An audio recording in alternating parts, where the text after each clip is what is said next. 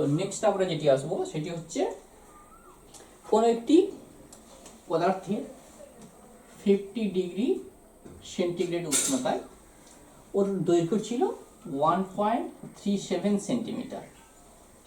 এখন যদি ওর উষ্ণতা 150 ডিগ্রি সেন্টিগ্রেডে নিয়ে যাওয়া হয় তাহলে ওর অন্তিম দৈর্ঘ্য কত হবে এটি আমাদের ক্যালকুলেশন করতে হবে, যেখানে আলফা ইজিক্যাল টু দেওয়া হয়েছে 9 × 10⁻⁶ ডিগ্রি সেন্টিগ্রেড ইনভার্স।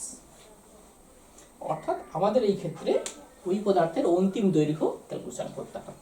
তাহলে আমরা খুব সহজেই এটি ক্যালকুলেশন করতে পারি। আমরা এখানে লিখব যে L2 is equal to L1 1 plus alpha theta, যেখানে থিটাকে বলছি আমরা উষ্ণতা বৃদ্ধি। তাহলে এখান থেকে প্রাথমিক দৈর্ঘ্য আমাদের দেওয়া হয়েছে 1.37 × 1 প্লাস আলফার মান আমাদের কি দেওয়া হয়েছে, আলফার মান 9 × 10⁻⁶ ইন্টু থিটা মানে উষ্ণতা বৃদ্ধি।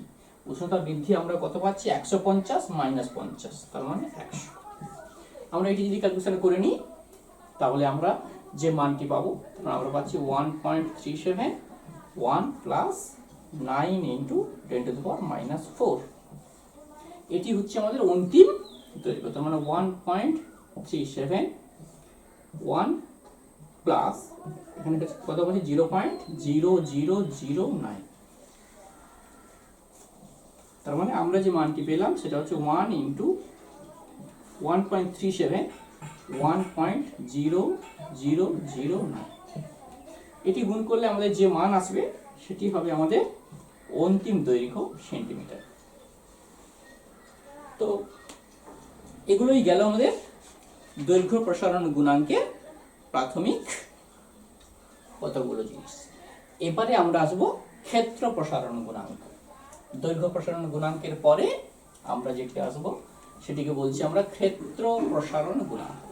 অর্থাৎ কোনো বস্তু যখন আমরা তার উষ্ণতা বৃদ্ধি করি তার দৈর্ঘ্যের সঙ্গে সঙ্গে তার ক্ষেত্রফলও বাড়তে থাকে। তাহলে ওর ক্ষেত্রফল বৃদ্ধির ক্ষেত্রে আমাদের ওই একই জিনিস পাবো আমরা। ওর যে ক্ষেত্রফল বৃদ্ধি, মনে করলাম যে কোনো একটি চাকতি নিয়েছি, এখন যখন এর প্রাথমিক ক্ষেত্রফল আমরা নিচ্ছি S1 এবং ওর প্রাথমিক উষ্ণতা θ1। এখন যদি এতে আমরা তাপ দিই তাহলে কি হবে, এই পাতটি উভয় দিকে বিস্তৃত হবে, অর্থাৎ এর ক্ষেত্রফল একটু বেড়ে যাবে। তাহলে সেই বর্ধিত ক্ষেত্রফল যদি আমরা এইভাবে, ক্ষেত্রফল উভয় দিকে বর্ধিত হবে। এখন এই বর্ধিত ক্ষেত্রফলকে আমরা বলছি S2 এবং উষ্ণতাকে বলছি আমরা θ2, অর্থাৎ উষ্ণতা বৃদ্ধিতে ওর ক্ষেত্রফল বেড়েছে। তাহলে এই ক্ষেত্রফল বৃদ্ধি হয়েছে কত, S2 - S1, উষ্ণতা বৃদ্ধি হয়েছে কত, θ2 - θ1। তাহলে আমরা ওই একইভাবে আগের মতো বলতে পারি যে S2 - S1 অর্থাৎ ক্ষেত্রফল বৃদ্ধিটা কার কার সঙ্গে সমানুপাতিক, ওর প্রাথমিক ক্ষেত্রফলের সঙ্গে সমানুপাতিক হবে এবং এই ক্ষেত্রফল বৃদ্ধি ওর উষ্ণতা বৃদ্ধির সঙ্গে সমানুপাতিক হবে। অর্থাৎ যদি উষ্ণতা বৃদ্ধি বেশি হয় তাহলে ক্ষেত্রফল বৃদ্ধিটা বেশি হবে। যেখান থেকে আমরা বলবো যে S2 - S1 is proportional S1 × θ2 - θ1। অর্থাৎ এখান থেকে যদি আমরা সমানুপাতিক চিহ্নটি তুলে দিই তাহলে আমরা কি পাচ্ছি, S2 - S1 = বিটা × S1 × θ2 - θ1। অর্থাৎ আমরা এখান থেকে যেটি পেলাম সেটি হচ্ছে beta = S2 - S1 by S1 × θ2 - θ1।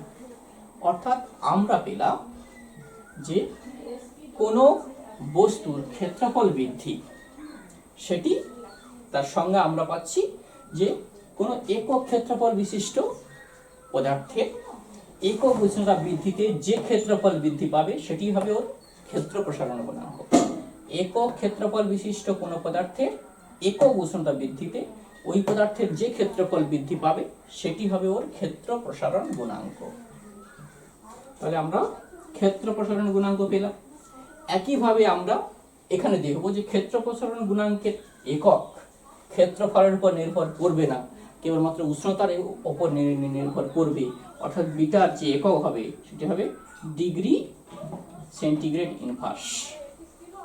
ক্ষেত্র প্রসারণ গুণাঙ্কের একক হবে ডিগ্রি সেন্টিগ্রেড ইনভার্স, এবং এটা ক্ষেত্রফলের উপর অবশ্যই নির্ভর করছে না, এবং এর ডাইমেনশনকে বলবো আমরা, ক্ষেত্র প্রসারণ গুণাঙ্কের ডাইমেনশন হবে থিটা ইনভার্স।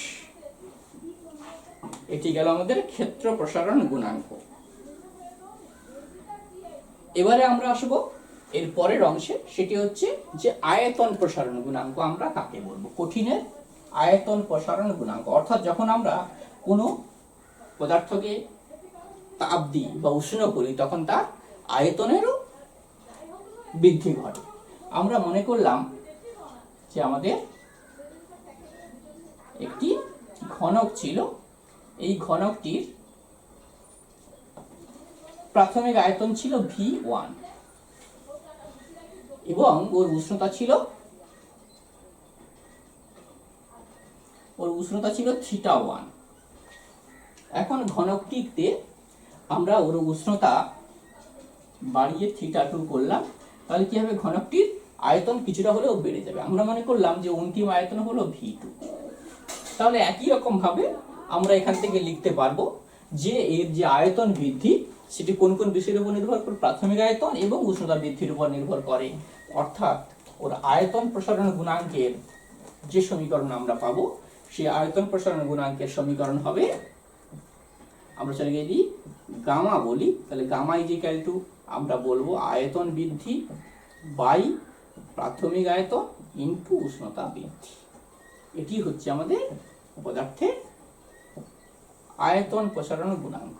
এবং একইভাবে আমরা দেখব আয়তন প্রসারণ গুণাঙ্কও আয়তনের উপর নির্ভর করবে না, একক আয়তন প্রসারণ গুণাঙ্কের একক আয়তনের উপর নির্ভর করবে না, এর একক হবে গামার একক হবে ডিগ্রি সেন্টিগ্রেড ইনভার্স। অর্থাৎ এটি কেবলমাত্র উষ্ণতার উপর নির্ভর করবে এবং এর একক আমরা ডাইমেনশন পাবো থিটা ইনভার্স। এটি আমরা এখান থেকে দেখছি।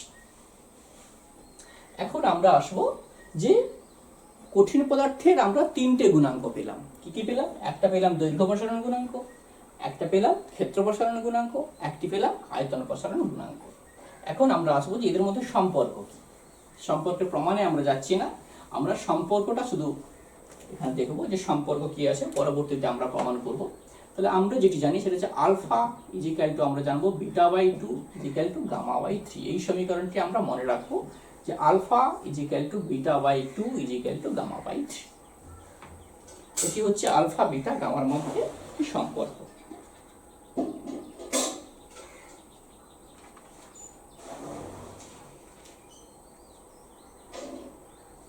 অর্থাৎ আমরা যদি alpha is to beta is to gamma লিখি, তাহলে আমরা 1:2:3। এটি গেল আমাদের আলফা বিটা গামা এদের মধ্যে সম্পর্ক।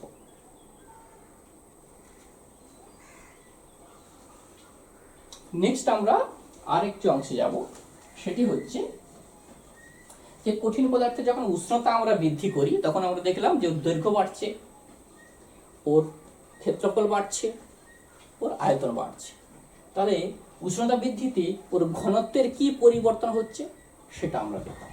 আমরা জানি কোনো পদার্থে যখন আয়তন বাড়ে তখন আমরা জানি ঘনত্ব ইজিক্যাল টু ভর বাই আয়তন।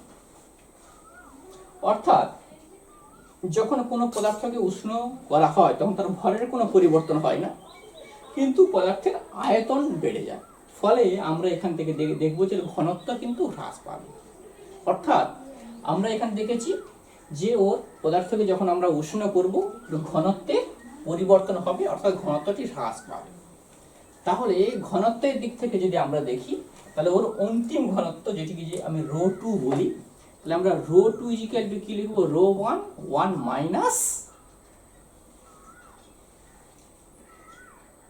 মাইনাস ওই পদার্থের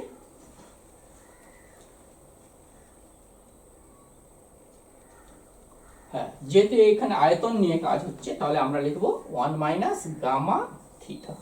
থিটাকে আমরা কি বলছি, থিটা ইজিক্যাল টু θ2 মাইনাস θ1 বলছি। অর্থাৎ আমরা দেখব যে অন্তিম আয়তন, অন্তিম ঘনত্ব প্রাথমিক ঘনত্ব অপেক্ষা কম হবে। এই সম্পর্ককে আমরা মনে রাখবো, এর থেকে আমাদের ম্যাথ করতে হবে। তাহলে আমরা কি দেখলাম? আমরা দেখলাম কঠিন পদার্থের ঘনত্ব কিন্তু উষ্ণতা বৃদ্ধিতে হ্রাস পাবে। অন্তিম আয়তন is equal to rho into 1 minus gamma into theta হবে। মাইনাস বোঝাচ্ছে যে এটি বেশি এটি কম।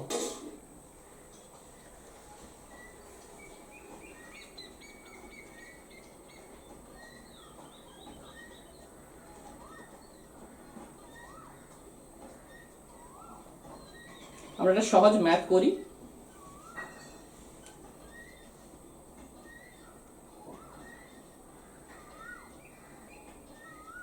আমাদের দেওয়া হয়েছে যে একটা কঠিন পদার্থের 10 ডিগ্রি সেন্টিগ্রেড উষ্ণতায় 10 ডিগ্রি সেন্টিগ্রেড উষ্ণতায় ঘনত্ব 2.6, 10 ডিগ্রি সেন্টিগ্রেড উষ্ণতার ঘনত্ব দেওয়া হয়েছে 10.6 gram per centimetre cube. 10 degree centigrade উষ্ণতায় ওর আয়তন, ওর ঘনত্ব, এবং 60 ডিগ্রি সেন্টিগ্রেডের উষ্ণতায়, সেটা 10 নয়, এটি আমাদের দেওয়া হয়েছে 2.6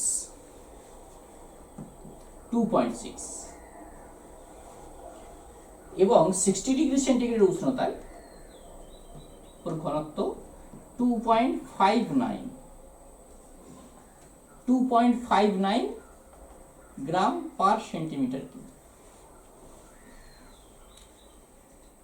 তাহলে ওই পদার্থের দৈর্ঘ্য প্রসারণ গুণাঙ্কের মান কত? আমাদের দেওয়া হয়েছে যে একটি পদার্থের 10 ডিগ্রি সেন্টিগ্রেড উষ্ণতায় ঘনত্ব 2.6 গ্রাম পার সেন্টিমিটার কিউব এবং 60 ডিগ্রি সেন্টিগ্রেড উষ্ণতায় দেওয়া হয়েছে 2.59 গ্রাম পার সেন্টিমিটার কিউব। তাহলে ওই পদার্থের দৈর্ঘ্য প্রসারণ গুণাঙ্কের মান কত? তাহলে এখানে আমরা এই সূত্রটির সাহায্য নেব, ওই সূত্রটির সাহায্য নিয়ে তাহলে আমরা যেটি পাবো সেটি হচ্ছে যে ওর অন্তিম ঘনত্ব ইজিক্যাল টু প্রাথমিক ঘনত্ব 1 মাইনাস গামা ইন্টু থিটা। এখন আলফার সঙ্গে গামার রিলেশন আমরা পেয়েছিলাম, আমরা alpha is equal to gamma by 3 পেয়েছিলাম। যেহেতু আমাদের আলফা বের করতে বলা হয়েছে, তাহলে আমরা গামা ইজিক্যাল টু কি লিখব? 3 আলফা। এটি আমরা এই সমীকরণে বসাবো। তাহলে আমরা পাবো rho 1 into 1 minus 3 alpha theta, যেখানে থিটাকে বলছি আমরা উষ্ণতা বৃদ্ধি।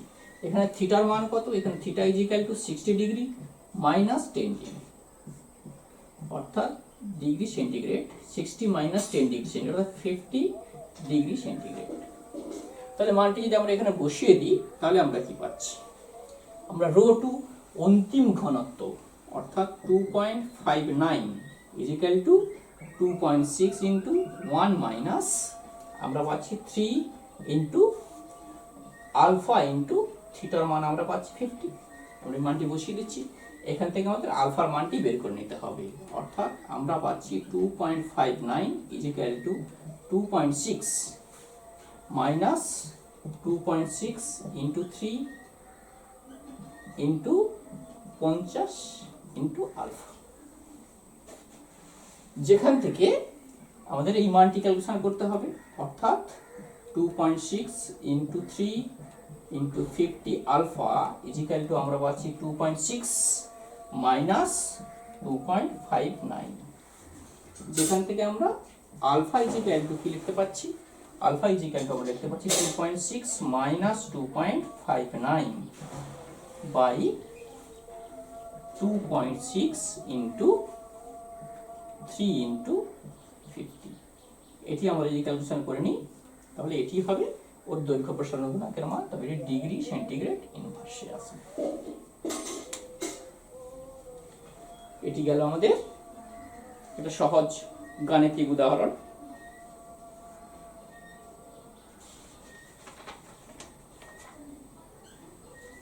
এবারে আমরা আসব আমাদের যে তাপীয় প্রসারণ। কোনো বস্তুকে যখন আমরা তাপ দিই তার একটা তাপীয় প্রসারণ হয়। এই তাপীয় প্রসারণের সুবিধা কি এবং অসুবিধা আবার কি কি সুবিধা আমরা পাবো এবং কি কি অসুবিধা পাবো সেইগুলো আমরা দেখব।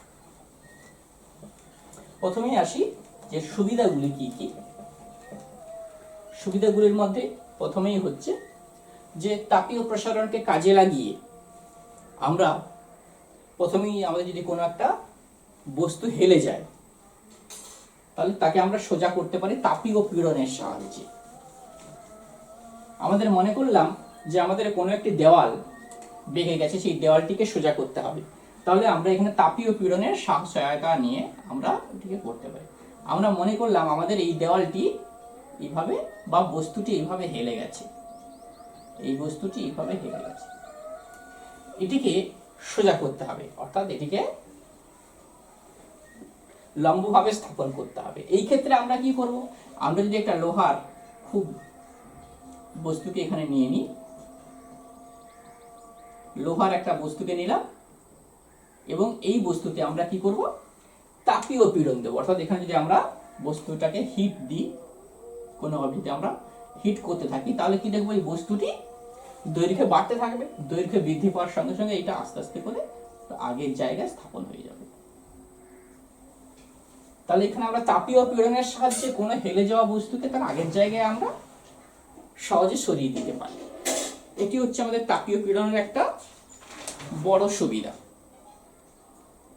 দ্বিতীয় সুবিধা হচ্ছে, তোমরা সবাই জানো যে গরুর গাড়ির যে চাকা, সেই বেড়িটা তৈরি করার সময় তার যে কাঠের ওপরে একটা লোহার বেড়ি পরানো হয়, সেই বেড়িটা পরানোর সময় অবশ্যই সেই লোহার বেড়িটাকে উত্তপ্ত করে কাঠের মধ্যে বসিয়ে দেওয়া হয়। পরে যখন ওই লোহাটা শীতল হয় তখন ওই কাঠের সঙ্গে একদম ভালোভাবে বসে যায়। এটিও তাপীয় প্রসারণের একটা সুবিধা, খুব সহজে আমরা এই তাপীয় প্রসারণ কাজে লাগাতে পারি। অথবা আমরা মনে করতে পারি যে একটি জলের বোতল কোনো কারণে সেটি এমনভাবে ছিপিটা তার মধ্যে আটকে গেছে যে সেই জলের বোতলটা অবশ্যই বোতলের ছিপিটা খোলা যাচ্ছে না, তাহলে আমরা কি করতে পারি, সেখানে আমরা তাপ দিয়ে ওই ছিপিটা, কাঁচের প্রসারণ অপেক্ষা ছিপির প্রসারণ, অবশ্যই ছিপিটা কর্কের হতে হবে, এটা প্লাস্টিক হলে হবে না। তাহলে কি হবে, ওর প্রসারণটা অনেক বেশি, প্রসারণটা বেশি হওয়ার সঙ্গে সঙ্গে ছিপিটা খুব সহজে খুলে যাবে। এটি হচ্ছে তাপীয় প্রসারণের একটা সুবিধা। তাপীয় প্রসারণের আরো সব থেকে বড় সুবিধা সেটা হচ্ছে রিভেট করার ক্ষেত্রে আমরা তাপীয় প্রসারণের সাহায্য নিতে পারি। অর্থাৎ যখন আমরা দুটো বস্তুকে একসঙ্গে রিভেট করব, অর্থাৎ একটি বস্তুর সঙ্গে আমরা মনে করলাম এই বস্তুর সঙ্গে অপর আরেকটা বস্তু আছে, যে বস্তুকে আমরা একসঙ্গে রিভেট করতে চাই বা যুক্ত করতে চাই। এইভাবে অপর আরেকটা বস্তু আছে যেটিকে আমরা পাশাপাশি রিভেট করতে চাই। এই দুটো বস্তুকে আমরা একসঙ্গে রিভেট করতে চাই, অর্থাৎ এদিকে জুড়ে দিতে চাই। এই ক্ষেত্রে আমরা কি করব, আমরা প্রথমে এখানে একটা হোল করব এবং এ প্রান্তেও আমরা কি করব, একটা হোল করব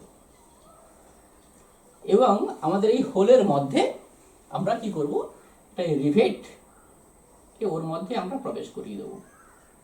এদিকেও আমরা একটা রিভেট রাখবো, যে রিভেটটাকে এটির মধ্যে প্রবেশ করিয়ে দেবো। এখন দেখো, স্বাভাবিক অবস্থায় এই রিভেটের যে গোলাকার আছে, গোলীয় অংশ আছে, এটি যখন আমরা এইভাবে ওর মধ্যে প্রবেশ করাতে যাচ্ছি, তো স্বাভাবিকভাবে কি হবে, এটি ওর সঙ্গে সঠিকভাবে বসতে চাইবে না। সেই ক্ষেত্রে আমরা কি করব, যে ছিদ্র অপেক্ষা রিভেটটিকে একটু চওড়া রাখা হয়, একটু মোটা রাখা হয়। তাতে করে কি হবে, যখন এটিকে এরপরে আমরা কি করব, এটিকে উত্তপ্ত করব। উত্তপ্ত করলে কি হবে, এই ছিদ্রটা আস্তে করে বেড়ে যাবে, তখন এই রিভেটটা ওর মধ্যে খুব সুন্দরভাবে বসে যাবে। এবারে আস্তে আস্তে যখন এটি শীতল হবে তখন ওই অংশটা এর মধ্যে সম্পূর্ণভাবে বসে যাবে। এই রিভেট করার ক্ষেত্রে কিন্তু আমরা তাপীয় প্রসারণকে কাজে লাগাতে পারি। এছাড়াও আরও সব থেকে বড় যে প্রয়োগ সেটি হচ্ছে আমাদের থার্মোস্ট্যাট। এই থার্মোস্ট্যাট দিয়ে আমরা কি করতে পারি, কোন একটা পদার্থের একটা সঠিক উষ্ণতাকে আমরা সঠিক উষ্ণতায় রাখতে পারি, অথবা অগ্নি নির্বাপক যন্ত্র হিসাবে আমরা একে ব্যবহার করতে পারি। পরবর্তীতে আমরা এই প্রয়োগে যাব, থার্মোস্ট্যাট কি সেটি আমরা যখন যাব তখন আমরা ওটিকে আলোচনা করব।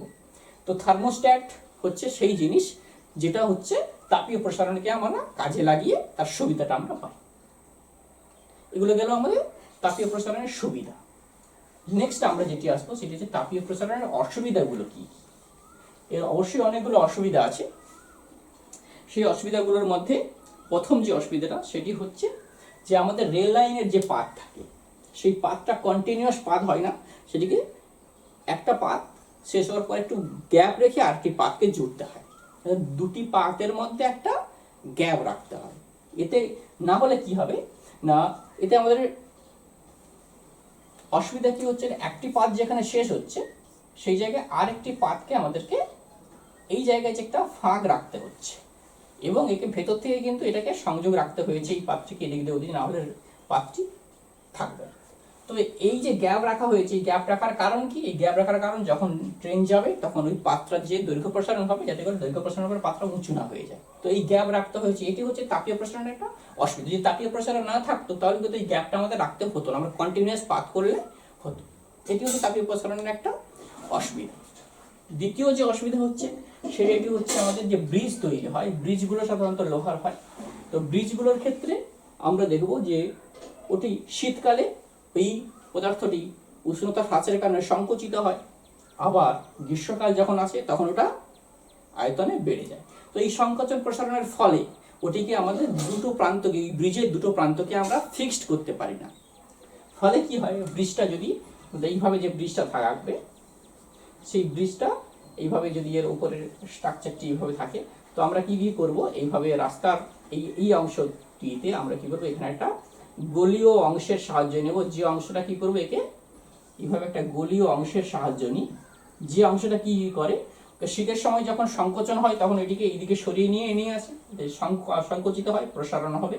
যখন গ্রীষ্মকাল আসবে তখন এটি প্রসারিত হয়ে সরে যাবে। এটি হচ্ছে তাপীয় প্রসারণের আরেকটা কুফল বা এটি অসুবিধার সৃষ্টি করে। তাপীয় প্রসারণের ফলে ব্রিজগুলো তৈরির ক্ষেত্রে এটা শীতকালে সংকুচিত হচ্ছে, গ্রীষ্মকালে প্রসারিত হচ্ছে, ফলে এদের মাঝখানে একটা রোলার লাগিয়ে এটিকে সেট করতে হয়। এটা হচ্ছে আমাদের তাপীয় প্রসারণের অসুবিধা। এরপরে আমরা যে অংশে আসবো সেটা হচ্ছে আমাদের দ্বিধাতব পাত কি। এটি আমাদের কোশ্চেন আছে যে দ্বিধাতব পাত কি এবং এর ব্যবহার কি।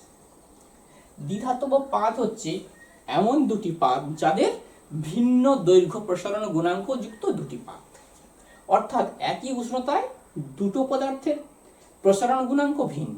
এমন দুটি পাতকে যদি আমরা সংযুক্ত করি তখন সেই পাতটিকে বলবো আমরা দ্বিধাতব পাত।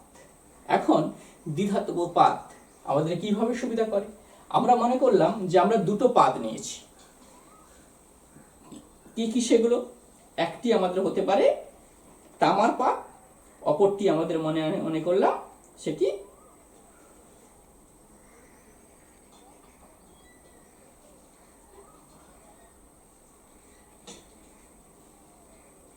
পিতল। একটি পাত আমাদের পিতলের পাত, এই পাতটির সঙ্গে আমরা আরেকটি পাতকে ওর সঙ্গে যুক্ত করব। একটি পাতকে বলছি আমরা পিতলের পাত, আর একটি পাতকে বলছি আমরা ইনভার। এই দুটি পাতকে আমরা সংযুক্ত করব এবং এখানে আমরা দেখব যে এই দুটি পাতের দৈর্ঘ্য প্রসারণ গুণাঙ্ক সমান নয়, অর্থাৎ পিতলের দৈর্ঘ্য প্রসারণ গুণাঙ্ক অনেক বেশি, সেই জায়গায় ইনভারের দৈর্ঘ্য প্রসারণ গুণাঙ্ক খুবই কম। এখন এই রকম দৈর্ঘ্য প্রসারণ গুণাঙ্ক যুক্ত দুটি পাতকে যখন আমরা পরস্পরের সঙ্গে যুক্ত করব তখন কিন্তু আমাদের যে পাতটি হবে সেই পাতটাকে বলবো আমরা দ্বিধাতব পাত। আমরা এখানে লিখতে পারি যে পিতলের দৈর্ঘ্য প্রসারণ গুণাঙ্ক কত, 18 × 10⁻⁶ ডিগ্রি সেন্টিগ্রেড ইনভার্স।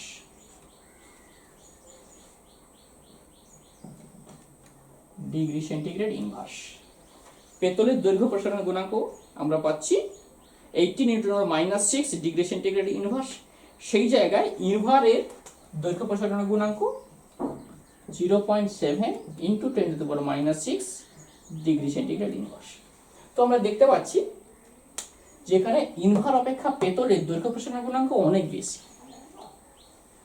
এখন এমন দুটো পাতকে যদি আমরা পরস্পরের সঙ্গে যুক্ত করে রাখি তাহলে যে পাত হবে এই পাতটাকেই বলবো আমরা দ্বিধাতব পাত, এবং এটিকে আমরা থার্মোস্ট্যাট হিসেবে ব্যবহার করতে পারি। থার্মোস্ট্যাটের কাজটা কি না, মনে করো কোনো একটি জায়গার টেম্পারেচার আমাদেরকে স্থির রাখতে হবে, নির্দিষ্ট টেম্পারেচার বজায় করতে হবে। রেফ্রিজারেটরের মধ্যে বা আমাদের ইলেকট্রিক হিটারের মধ্যে এটা নির্দিষ্ট টেম্পারেচার বজায় রাখতে হবে।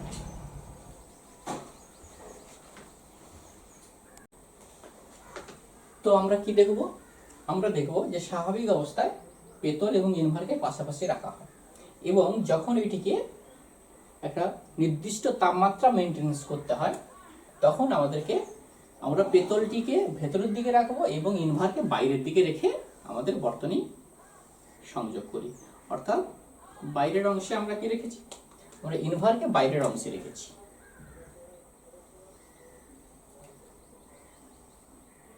আমরা এইভাবে যুক্ত করেছি।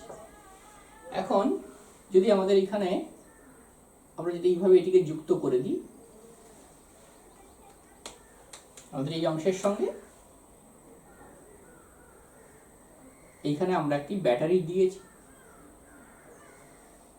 এবং এখানে একটি আমরা রোধ দিয়ে এটিকে যুক্ত করেছি এবং এর মধ্যে যখন প্রবাহ যাবে এটির মধ্য দিয়ে তখন আমাদের এই বর্তনী যখন সংযোগ স্বাভাবিক অবস্থায় এই বর্তনীটি সংযুক্ত অবস্থায় থাকে, যেখানে এইটা আমাদের হচ্ছে পিতল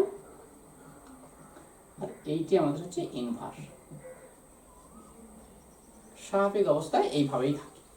এখন যখন এই বর্তনীর মধ্য দিয়ে প্রবাহ চলতে থাকে একটা নির্দিষ্ট টেম্পারেচারের পরে পেতল, যেহেতু পেতলের দৈর্ঘ্য প্রসারণ গুণাঙ্ক অনেক বেশি, ইনভারের দৈর্ঘ্য প্রসারণ গুণাঙ্ক খুবই কম, তাহলে কি হয় না উষ্ণতা বৃদ্ধিতে পেতলের যে দৈর্ঘ্য বৃদ্ধি হয় ইনভারের দৈর্ঘ্য বৃদ্ধি তার থেকে অনেক কম হয়। ফলে কি হয় না আমরা দেখবো এর পরের যে অবস্থাটি সেটি হচ্ছে এইরকম একটি অবস্থা এখানে সৃষ্টি হয়।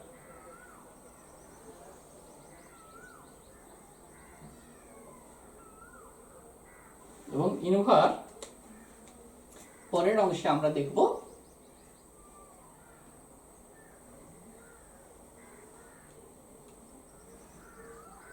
এইভাবে একটি অংশের সৃষ্টি হয়, অর্থাৎ এই অংশটা এইভাবে এই দিকে মানে বেঁকে যায়। ফলে কি হয় এখানে বর্তনীর সংযোগ তখন বিচ্ছিন্ন হয়ে যায়। বেঁকে যাওয়ার ফলে আমরা দেখব বর্তনীর সংযোগ তখন বিচ্ছিন্ন হয়ে যাবে। আবার যখন টেম্পারেচার কমতে কমতে ওই নির্দিষ্ট টেম্পারেচারে আসবে তখন কি হবে এখানে বর্তনীটি আবার পুনরায় সংযুক্ত হবে, ফলে আবার প্রবাহ চলতে থাকবে। এইভাবে আমরা একটা থার্মোস্ট্যাট বানাতে পারি যেটা নির্দিষ্ট টেম্পারেচার থেকে বেশি হওয়ার সঙ্গে সঙ্গে বর্তনীটি অটোমেটিক্যালি স্বয়ংক্রিয়ভাবে বিচ্ছিন্ন হবে, আবার পুনরায় ওই তাপমাত্রা যখন ফিরে আসবে এটি আবার পুনরায় আগের জায়গা থেকে এসে যাবে, তখন বর্তনীটি আবার সংযুক্ত হবে। এটি আমাদের স্বয়ংক্রিয় সুইচ হিসাবে কাজ করে। তবে এই ক্ষেত্রে আমাদের মনে রাখতে হবে যে বর্তনীর ভেতরের দিকে থাকবে পেতল, বাইরের দিকে থাকবে ইনভার। আমরা যদি এটিকে উল্টে দিই তখন এটি একটি অগ্নি নির্বাপক যন্ত্র হিসাবে কাজ করে। অর্থাৎ সেটি হচ্ছে এইরকম যে আমাদের যদি ভেতরের দিকে আমরা ইনভারকে রেখে বাইরের দিকে যদি আমরা পিতলকে রেখে একটা বর্তনী বানিয়ে রাখি, যে বর্তনীটা স্বাভাবিক অবস্থায় বিচ্ছিন্ন অবস্থায় থাকছে,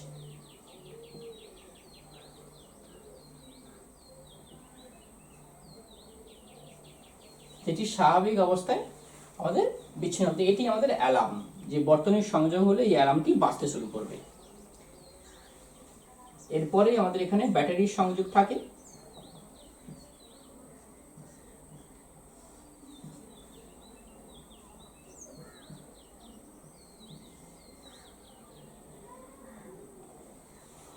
অর্থাৎ স্বাভাবিক অবস্থায় আমরা কি কি দেখব যে বর্তনীটি বিচ্ছিন্ন অবস্থায় থাকে।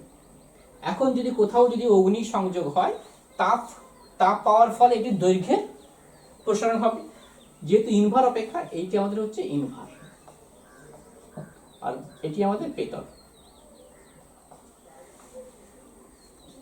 এবং দেখব আমরা যে যখন কোথাও আগুন লাগার ফলে এই অংশটা দৈর্ঘ্যের প্রসারণ ঘটবে এবং পেতল ইনভার অপেক্ষা বেশি প্রসারিত হবে, ফলে কি হবে এই বর্তনীটি তখন বেঁকে গিয়ে এখানে সংযোগটি সম্পূর্ণ হবে। সংযোগটি সম্পূর্ণ হওয়ার সঙ্গে সঙ্গে এখানে অ্যালার্ম বাজতে শুরু করবে। এইভাবে এটিকে আমরা অগ্নি নির্বাপক অ্যালার্ম হিসাবে ব্যবহার করতে পারি। এগুলোই গেল আমাদের, এটি গেল আমাদের থার্মোস্ট্যাট, দ্বিধাতব পাতকে কাজে লাগিয়ে এটি বানানো হয়েছে। এবারে আমরা কতগুলো জিনিস এখান থেকে একটু দেখব যেগুলো আমাদের মনে রাখতে হবে। প্রথমে আমরা আসব যে আমরা যেগুলো শিখলাম সেগুলোর মধ্যে কতগুলো জিনিস আমরা একটু জেনে নেব। প্রথমে আমরা জানবো যে দৈর্ঘ্য প্রসারণ গুণাঙ্কের মাত্রা আমরা কি পেলাম। দৈর্ঘ্য প্রসারণ গুণাঙ্কের মাত্রা, ক্ষেত্র প্রসারণ গুণাঙ্ক